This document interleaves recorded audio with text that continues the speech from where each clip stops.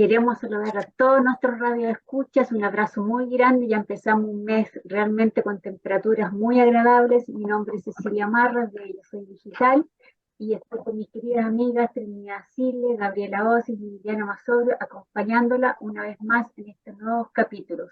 Saludar a nuevos radioescuchas, Estela Méndez, Isabel Parra y Rubén Aguilera. Gracias por estar con nosotros, discutir nuestra labor y darle gracias a todos porque hemos subido un 78% de audición en nuestro programa. Así que gracias por todo. Y ahora los dejo con nuestra querida amiga Trini. Adelante, Trini. Bueno, buenos días a todos, que tengan una muy buena semana, un abrazo a mis compañeras y volvemos hoy con un autor que habíamos visto en otras oportunidades y que creo que es el maestro del cuento. Es un personaje que junto con los otros autores de la época, este es Anton Chekhov, le tocó escribir desde su trinchera, que era la literatura, para revelar para dar a conocer, para cuestionar las situaciones de vida que se vivían en la época, en el mundo de la nobleza, de la aristocracia y también del pueblo. Él supo ponerse detrás de esas personas de las que no todo el mundo se preocupaba. Él entonces de las personas ordinarias creaba historias extraordinarias. El cuento se llama el relato de la señorita N.N. es de 1887 y Chekhov lo escribió cuando tenía 27 años. Piotr Sergeyevich, que ejercía las funciones de juez de instrucción, decía que su compañero estaba de buen humor, se reía y decía toda clase de tonterías. Piotr Sergeyevich rompió a reír y espoleó a su caballo. Contagiada por su alegría, la idea de que iba a calarme hasta entonces los huesos y acaso morir alcanzada por un rayo, también me hacía reír. Cuando entramos en el patio, el viento ya se había calmado y gruesas gotas de agua caían sobre la hierba y los tejados. Piotr Sergeyevich desencilló los caballos y los condujo al establo. Vaya estruendo, dijo Piotr Sergeyevich, acercándose a mí después de un trueno especialmente violento y retumbante. Estaba a mi lado en el umbral y aún sofocado por la carrera, me miraba. Me di cuenta de que le gustaba. Natalia Vladimirovna, me dijo, lo daría todo por quedarme aquí contemplándola. Hoy está usted preciosa. La amo, dijo. Solo verla, solo verla me hace feliz. Sé que no puede ser usted mi mujer. Solo quiero que sepa que yo la amo. Me comunicó su entusiasmo. Me hubiera gustado quedarme allí para siempre. Mm. Alborotando como niños, empapados y jadeantes, subimos con estrépito por la escalera y atravesamos a toda prisa las habitaciones. Mi padre y mi hermano, que no estaban acostumbrados a verme tan alegre y risueña, me miraron con sorpresa y también se echaron a reír. Priotergeyech estuvo cantando, silbando y jugando ruidosamente con el perro. Durante la cena comió con buen apetito. Cuando me fui a la cama, encendí una vela y abrí la ventana de par en par, sintiendo que una emoción indefinible se apoderaba de mi alma. Recordé mi libertad, mi buena salud, mi alta condición, mi riqueza y el amor que ese hombre me profesaba, pero sobre todo mi alta condición y mi riqueza, cuando me confortaban ambas. Traté de dilucidar si amaba a prior Sergeyevich o no. Por la mañana, canturreando, me vestí a toda prisa y salí corriendo al jardín. ¿Qué sucedió después? Nada. Cuando llegó el invierno y nos trasladamos a la ciudad, Piotr Sergeyevich vino a visitarnos algunas veces. Los amigos de las vacaciones Solo nos seducen en el campo y en verano, mientras en la ciudad y en invierno pierden buena parte de su encanto. En la ciudad, Piotr Sergeyevich volvió a hablarme alguna vez de amor, pero sus palabras sonaban allí de un modo distinto que en el campo. En ese ambiente ambos sentíamos con mayor fuerza la muralla que se interponía entre ambos. Yo era rica y de alta condición. El pobre, hijo de un diácono sin más títulos ni distinciones que su cargo de juez de instrucción. La muralla era muy alta y espesa. Cuando venía a vernos a la ciudad sonreía con aire forzado, criticaba la alta sociedad y si había otros invitados en el salón callaba con aire sombrío. No hay murallas insalvables, pero los héroes de las novelas actuales son demasiado tímidos, indolentes, perezosos y asustadizos. En lugar de luchar, se limitan a criticar y a condenar la vulgaridad del mundo, olvidando que su propia crítica va cayendo poco a poco en la vulgaridad. Hay recuerdos maravillosos, pero se esfuman rápidamente ante mis ojos. Mi padre murió, yo envejecí. Todo acabó convirtiéndose en un recuerdo y ante mí solo quedó un espacio vasto y desierto. Alguien llama a la puerta, es Piotr Sergeyevich. Hace ya tiempo que, gracias al apoyo de mi padre, Piotr Sergeyevich se trasladó a la ciudad. Ha envejecido un poco y sus facciones se han vuelto más afiladas. Ya no me habla de amor ni dice tonterías. Le disgusta su oficio, padece no sé qué enfermedad, le corroe cierta decepción, le ha dado la espalda a la existencia y vive a disgusto. Al recordar el pasado, mis hombros de pronto se estremecen, mi cabeza se dobla y rompo a llorar con amargura. Me domina una pena insoportable por mí misma y por ese hombre, y deseo apasionadamente que vuelva esa dicha de antaño que ahora la vida nos niega. Ya no pienso en mi alta condición ni en mi riqueza. Dios mío, la vida ha pasado. Él sigue sentado en silencio y no me dice, no llores. Entiende que mi llanto es justificado, que ha llegado el momento de llorar. Veo en sus ojos que se compadece de mí. Yo también me compadezco de él, pero al mismo tiempo me subleva que ese hombre tímido y desdichado no haya sido capaz de arreglar mi vida ni la suya. Cuando le acompaño al recibidor, se queda mirando largo rato mi cara arrasada por las lágrimas. Creo que en ese instante se acuerda de la tormenta, de las ráfagas de lluvia, de nuestras risas, de mi rostro de entonces, pero no dice nada. Se limita a sacudir la cabeza y apretarme con fuerza la mano. Que Dios le ampare. Después de conducirlo a la puerta, vuelvo al despacho y me siento de nuevo en la alfombra ante la chimenea. La doncella entra en la habitación y, pensando que estoy dormida, me llama. Es un cuento precioso, a mí me emociona muchísimo y yo quiero rendir un homenaje con este cuento a una amiga que tuve en un momento dado y que quería muchísimo y que vivió una situación similar, claro, con algunas diferencias de la época y de las circunstancias que a ella le tocó vivir. Ella sí pertenecía a un medio social acomodado. Sus padres ya estaban viejitos cuando yo la conocí y comencé a quererla muchísimo. Trabajábamos en el mismo lugar y era la secretaria, una mujer preciosa con unos ojos azules, maravillosos.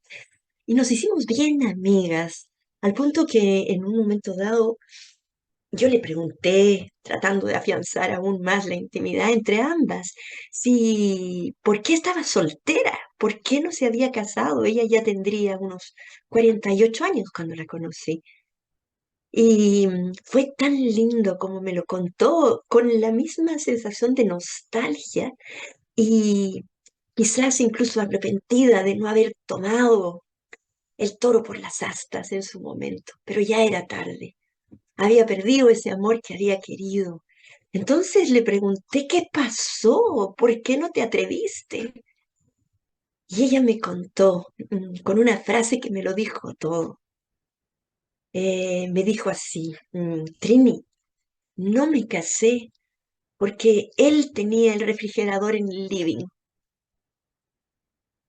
Fue impresionante porque entendí perfectamente que ella había sido incapaz de enfrentar su medio social, pero sobre todo la mirada juiciosa de sus papás, que le hicieron ver en la vida que ella se tenía que casar con un hombre que le correspondía. Pero ella se había enamorado de un hombre que ya no supo después, tal como en el caso de este cuento, que se superó, fue un gran abogado, fue un hombre que supo salir de la situación y que perfectamente ella, después de los años, pudo haberlo convencido de que el refrigerador tenía que ir en la cocina, pero perdió al amor de su vida. Con esta introducción yo quiero, oír a mis compañeras, pero simplemente hacerles ver que Chekhov es vigente, que lo que él cuenta en su momento dado, de la incapacidad de enfrentar la vida y no dejar que la vida se haga cargo de uno, sino uno tomar decisiones en la vida, puede hacer la diferencia de si uno puede ser feliz o no. Muy bien, le dejo entonces el micrófono a Gabriela. Drini, muchas gracias. Este cuento es bellísimo y cada línea va dando cuenta de fenómenos que de alguna manera a mucha gente, si no a todos, les toca vivir. Parte con una escena donde queda clara la atracción y el enamoramiento y sobre todo la fascinación interior que sienten los protagonistas, esta fascinación interior que siente cualquiera que haya estado atraído o enamorado de alguien. Y se da en un paraje que ya trae presagio de lo dura, de lo complicada que es la vida, porque se da en medio de una tormenta y, eh, y lo lindo también aquí es que ella piensa que no le importaría en este momento ser atravesada por un rayo, puesto que está al lado de esta persona que tanto le atrae. Pero lamentablemente ella tiene su seguridad, tiene su valía finalmente en lo que es su dinero y lo que es su condición social, que el autor lo dice de una manera muy linda. Ella pone por sobre todo lo demás y obviamente sobre esta situación tan hermosa que está viviendo y la llena tanto de alegría. Es esa parte interna, esa parte de vivencias frente al amor, frente a la atracción, está tan lindamente puesta que de verdad hay que leerla. Ahora, ella, yo la sentí bastante indolente frente a esta atracción y a este cariño, porque ella no se plantea objetivo, no hace nada, como que ella se deja llevar, porque en un minuto del cuento priman los detalles de la fascinación que ella tiene y el contento por sobre todo que le inunda. Pero Chekhov ahí nos enseña también que la atracción, que el amor, en algunos casos y sobre todo cuando no tiene raíces muy fuertes, es bastante contextual. En este caso estaba adosado al verano, a una mirada que da el contexto, puesto que en la ciudad este señor lo veía bajo otro prisma y lo veía como lo que era un juez, un hijo de una clase social inferior a la de ella, y ahí es como que el atractivo se disipaba y la realidad da la impresión que se hizo presente en los dos. En ella morigeró sus sentimientos, pero no los eliminó del todo. Y en él al parecer se pliega a lo que son las expectativas de la época, no hace mayores intentos frente a ella, y toma el rol que socialmente le corresponde, pero la atracción sigue viva, lo que se ve en el encuentro que ellos tienen a sola, cuando ya ha pasado el tiempo, cuando ya ha pasado los años y ella está en otro momento vital, y él también, están los dos en otro momento vital, pero igual están unidos por algo muy cálido, muy bonito. Entre medio el autor desliza algo que también es súper importante y que la Trini realzaba, que es cómo frente a la vida las personas no se las juegan, no, no luchan por realmente lo que quieran, sino que se dejan llevar por convicciones. Y eso habla de héroes que caen en última instancia en la cobardía, en no luchar por aquello que les interesa, por aquello que quieren. Y de esta manera a estos personajes la vida les pasa por encima.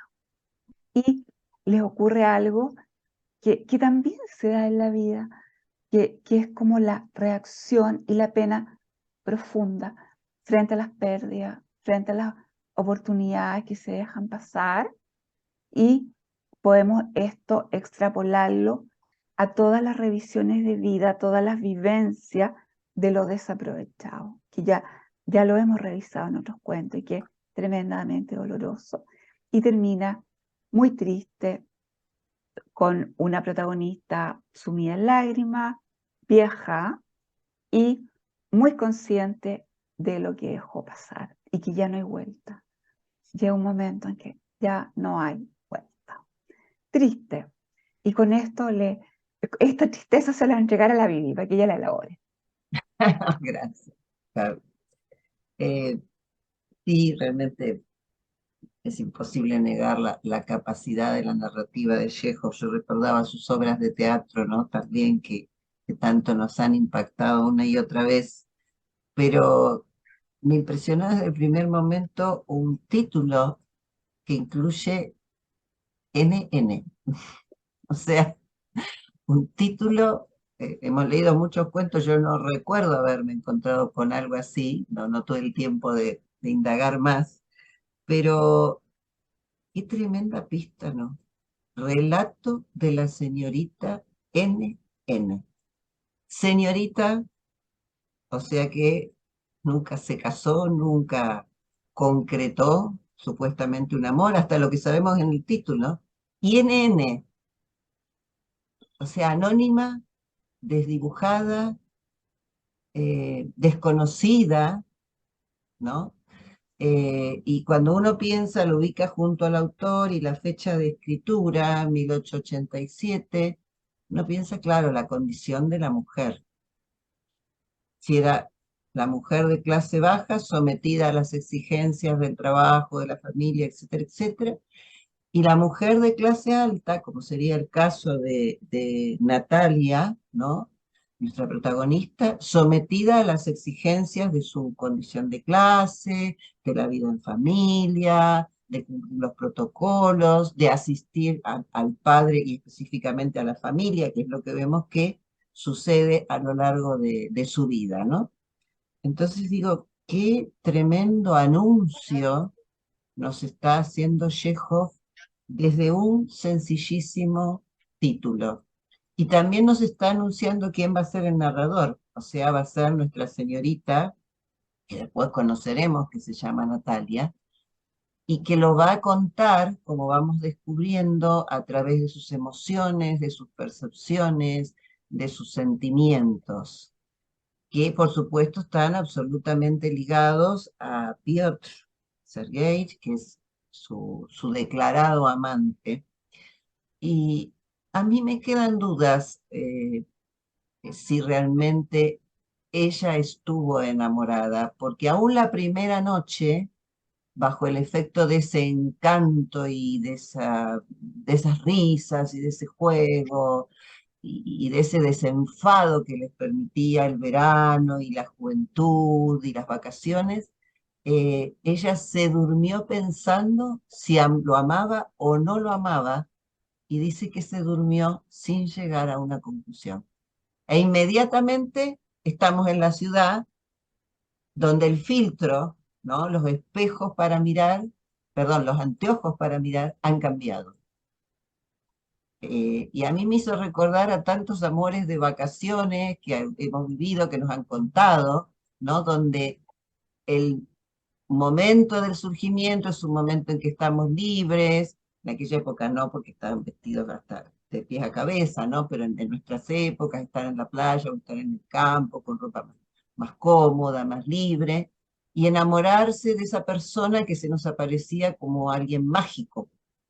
Estaba liberado de todas las ataduras, fueran laborales, de estudio, de vida social, de compromisos familiares, y entonces, claro, todo fluye en esos momentos. Y después cuando uno vuelve a la realidad, muchas veces la carroza se convierte en calabaza. Es un poco, nos vamos a los cuentos infantiles tradicionales, ¿no? Que es un poco lo que le sucede a Natalia cuando empieza a ver a Pietro bajo los espacios más constreñidos de las casas de la ciudad. Inclusive hay una frase que revela toda la fantasía del momento inicial, cuando él le dice, imagínate si apareciera un castillo, ¿no? Es como que hay un permiso para soñar, para fantasear, para volarse de la realidad, que después se pierde. Y al perder eso también creo que perdió las posibilidades de que este amor se concretara, porque ella se vio agobiada seguramente por sus exigencias y él volvió a ser solamente un juez de instrucción protegido por el padre de Natalia. O sea, todo esto va surgiendo en términos de título y en términos de las primeras lecturas. Y después me voy a referir un poco más a la forma de escritura, porque a mí personalmente, como escritora, me interpeló a revisar y a repensar muchas cosas. Gracias. Adelante, Ceci, querida. Gracias, Vivi. Yo voy a resumir el cuento. Bueno, me encantó, pero al principio uno se vuela, uno siente el viento, leyendo el cuento, uno siente el viento, los castillos, los caballos, todo eso, la alegría, el amor que ellos tenían, y después uno se va poniendo más triste al leerlo porque se da cuenta que él es muy realista, porque cuando se van a la ciudad, este amor cambia y él sabe que las posibilidades de que él se vaya a casar con ella son nulas para siempre. Él es muy realista y ella no, ella sigue soñando en que ni siquiera habla de casarse en el cuento, sino que él le profese su amor nuevamente, como que ella se quedó ahí. Y como hablaba Trini, no hizo nada, a pesar de que el año 1887, no sé si las mujeres podrían haber hecho algo, yo creo que no. Y hoy día también, como que la mujer está empoderada, pero no sé si podría ser, no me atrevería a decir si toman o no las riendas. Un cuento realmente que me encantó. Cuando a él lo sacan de su lugar de origen, ella dice, estaba a disgusto y le dio la espalda a la existencia, a su propia existencia, porque se ve que él no era feliz ahí. Tal vez se da cuenta que al no ser amparado por su suegro, no ha existido nada, no sé.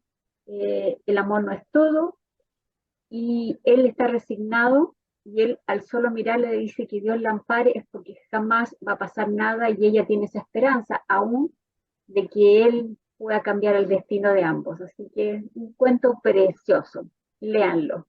Adelante, Trini. Tengo la impresión, Ceci, más bien, de que el padre sí eh, trató de encaminar eso, porque lo ayudó a subir de rango, a mejorar sus condiciones de vida. No es necesario, no era necesario colocar más, era la chiquilla la que tenía que tomar las riendas. Este cuento, pero bueno, son opiniones, ¿no? Este cuento para mí representa una joya en la literatura. Con 4 o 5 páginas es capaz de retratar una situación humana tan real. Esta es nuestra naturaleza. No somos capaces de superar las dificultades, o como lo dice él mismo, la muralla alta y espesa que se colocó entre ambos y que a un lado la tenían a ella arrinconada, acurrucándose en su situación de riqueza, como lo dice ella, que la tenía embelesada. Dice ella, mi alta condición, mi riqueza, era estaba a un lado y no podía sobrepasar la otra. Me encanta este cuento por lo que representa, no solamente en el fondo de la trama, sino también en la forma, porque algo planteó Vi en un inicio, pero tiene una estructura perfecta del cuento, porque se encamina junto con el lector a introducir y a mostrarnos que efectivamente había cierto grado de atracción entre ella. A ella la hizo temblar este hombre, la dejó casi sin dormir y además la dejó feliz. En uno de los párrafos, incluso el papá y el hermano les llama la atención verla tan contenta alguna vez, porque debe haber sido una niñita engreída, ¿para qué estamos con cosas? Pero me voy a referir al quiebre fantástico que él mismo produce en el cuento y que es el punto de inflexión, del no retorno. A partir de ese momento ya no vuelve a ser más, ¿no? Cuando lo rompe de pronto de una manera magistral, casi como si fuera en el teatro, porque había sucedido todo esto en lo que ella fue contando de lo que empezó a pasar y pudo haber sucedido, y pregunta, ¿y qué sucedió después? Nada, y rompe todas las expectativas, y el mismo lector queda expectante para saber qué va a pasar. Y efectivamente, después vamos comprendiendo por lo que explican que nada sucede. Me hace pensar en el mismo Chekhov. Chekhov nace, bueno, en Rusia, como todos sabemos, el año 1860 y muere en 1904. Alcanza a vivir sola 44 años. Él no tuvo una infancia fácil. Él tenía muchos hermanos, empezó a estudiar medicina, que de alguna manera le permitió solucionar incluso las condiciones de vida de su propia familia, porque el padre no fue capaz de hacerlo.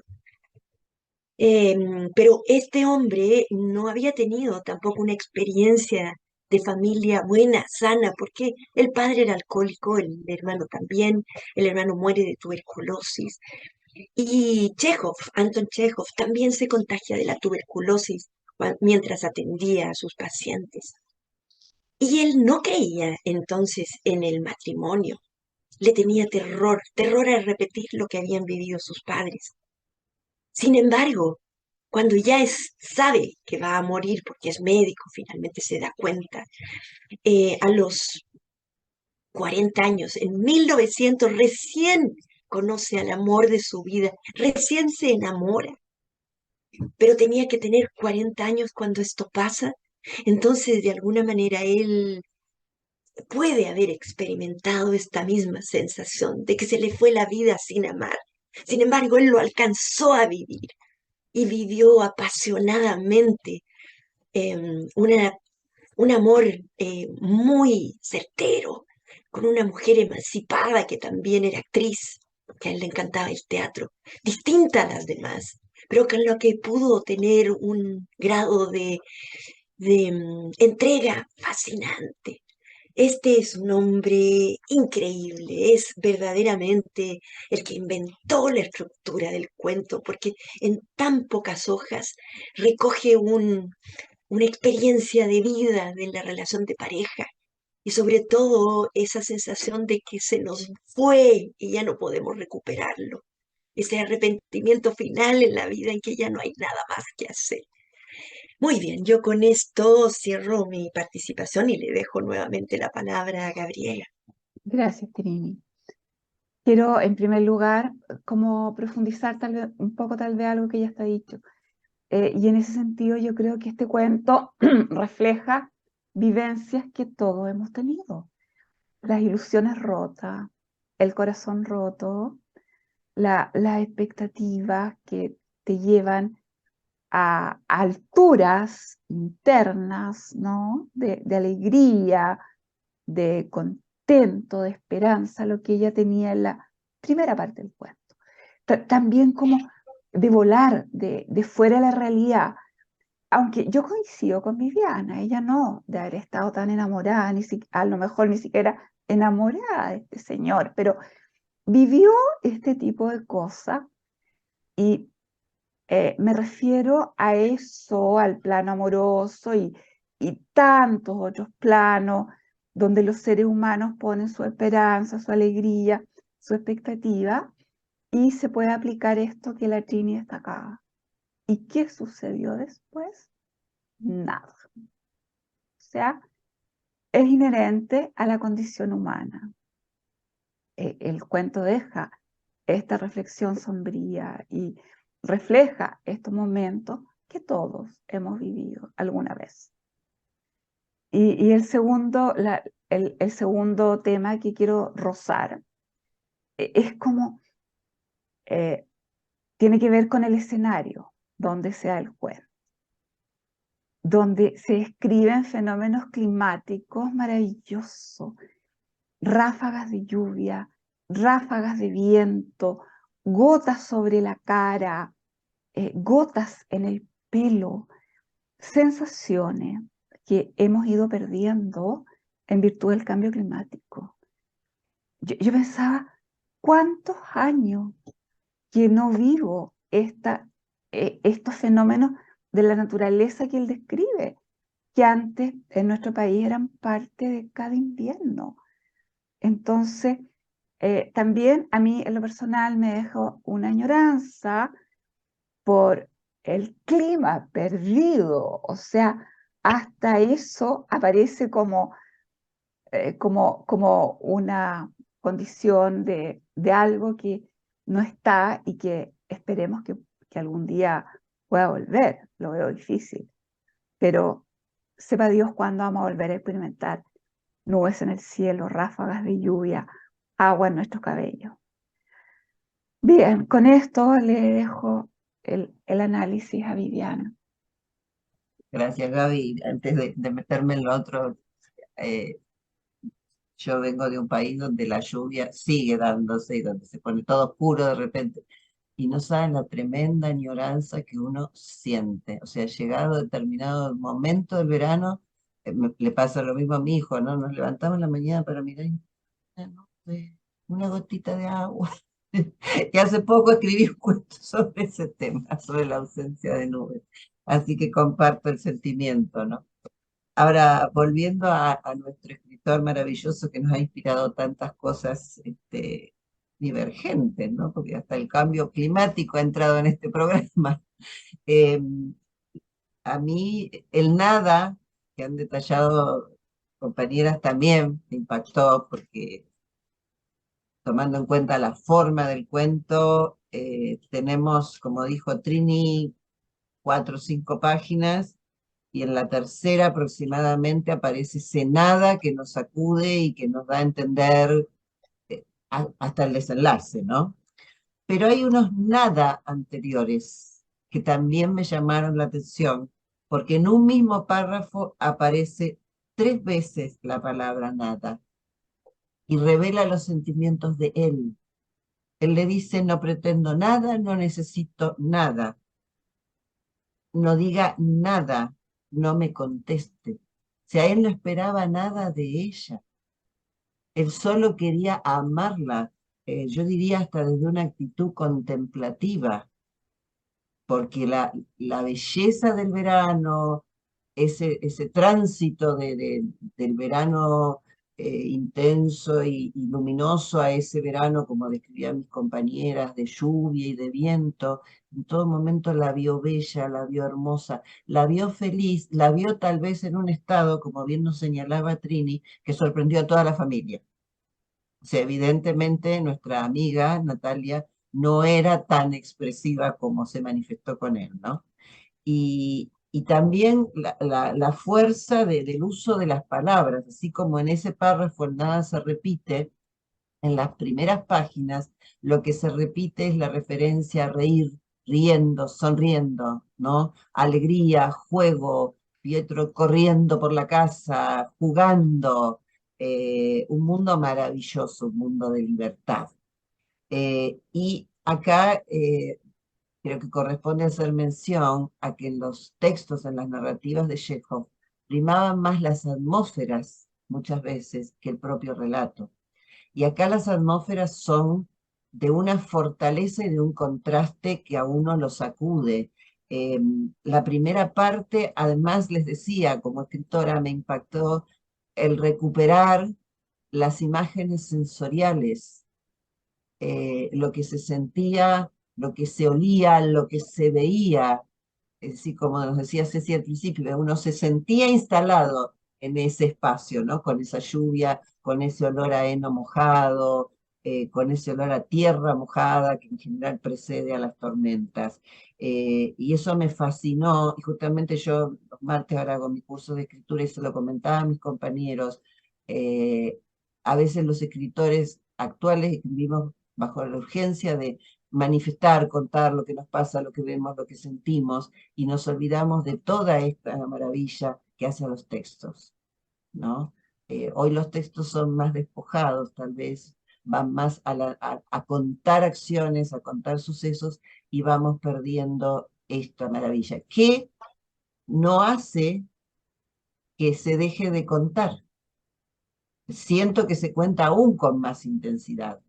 Por eso, como insistía Trini, es maravilloso, es fantástico, es encantador y tiene una estructura genial. Y el final, que yo realmente lo tuve que leer 2 veces porque dije, me falta algo.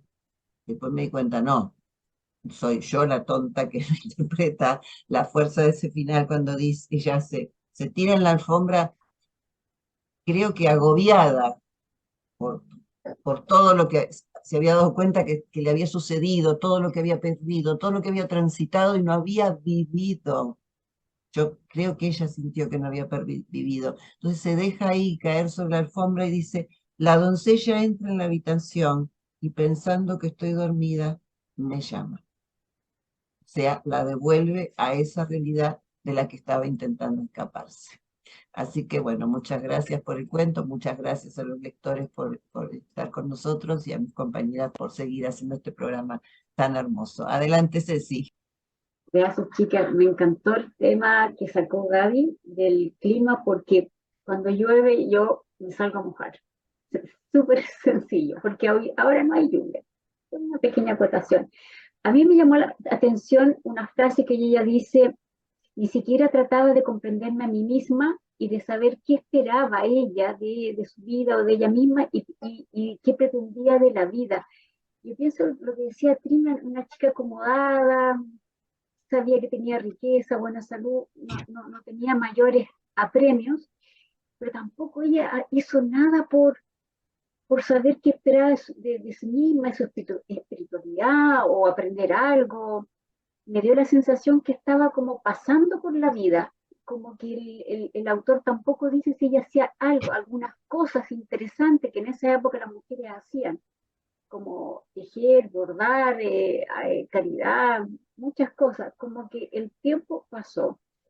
Un buen mensaje para todos nosotros, bueno, los adultos que todavía nos quedan muchos años por seguir, pero sobre todo para los jóvenes, no dejen que la vida pase, hagan algo. Así que también quiero recordarles un avisito que Trini está haciendo clases, tres cursos, en la Católica, que todavía se pueden inscribir, en la Universidad de los Andes y la Finisterra, ¿cierto, Trini? ¿Está bien Tal eso? cual. Se Muy pueden bien. inscribir. Gracias por el mensaje. Nos piden el link porque todavía está recién empezando, así que por favor inscríbanse, lo van a pasar súper bien. Y si quieren este cuento para deleitarlo como nosotros, pídanlo. Como siempre, nosotros vamos a estar, se los hacemos llegar. Y con esto finalizamos nuestra hermosa sesión de literatura con este equipo maravilloso y nos vemos hasta la próxima semana. Chao, chao.